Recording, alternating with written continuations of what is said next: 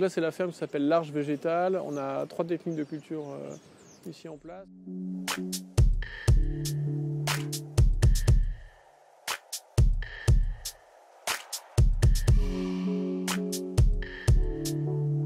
Sur toute la ferme, on a quelqu'un qui passe 2 fois par semaine, qui vient s'assurer que le fonctionnement, que tout va bien, et qui vient aussi faire les récoltes. Donc en fait, cette ferme-là, elle fonctionne avec juste une personne, il y a 800 mètres carrés, une personne 2 jours par semaine.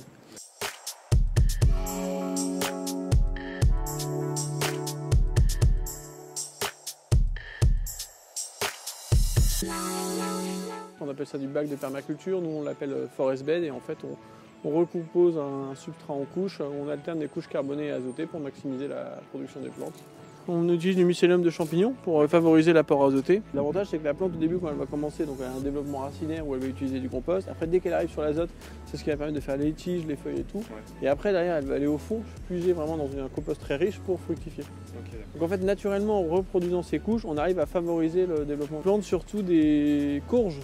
C'est pour ça qu'on voit ces arches là, ça refait un peu écho à l'arche végétale, mais ça permet aussi de mettre les courges dessus. Donc là c'est des cultures en aquaponie.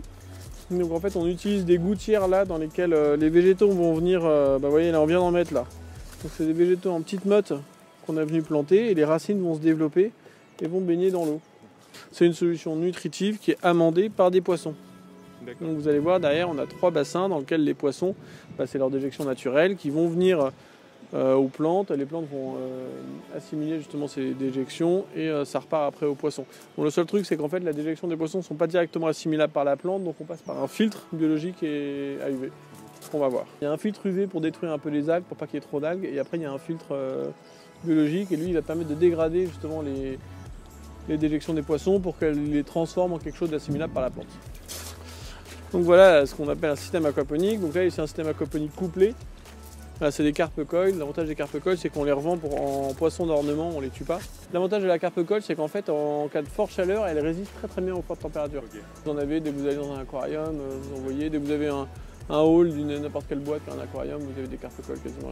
Bon là c'est la petite partie un peu R&D. On teste en fait tout ce qui va permettre de toutes les solutions nutritives qui permettent de développer la plante. Donc on va tester des choses, par exemple du jus de lombricompost, des choses du commerce. On teste des mélanges aussi pour voir ce qui marche le mieux sur les plantes. On teste ici, puis après on utilise ici les toujours d'autres fermes.